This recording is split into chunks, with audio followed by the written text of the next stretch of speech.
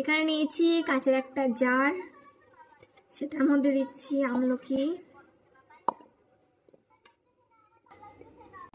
এবার এর মধ্যে দিচ্ছি নুন। এবার এই বোতলটাতে পুরোটাই ভিনিগার দিয়ে ভরে দেব। এটাকে 7 দিনের জন্য রেখে দেব, তারপর 7 দিন পর এটাকে খুলে আপনাদের সঙ্গে রিভিউটা শেয়ার করব।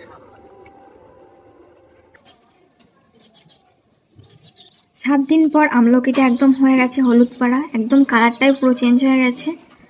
চলুন এবার এটা খেয়ে টেস্ট করা যাক।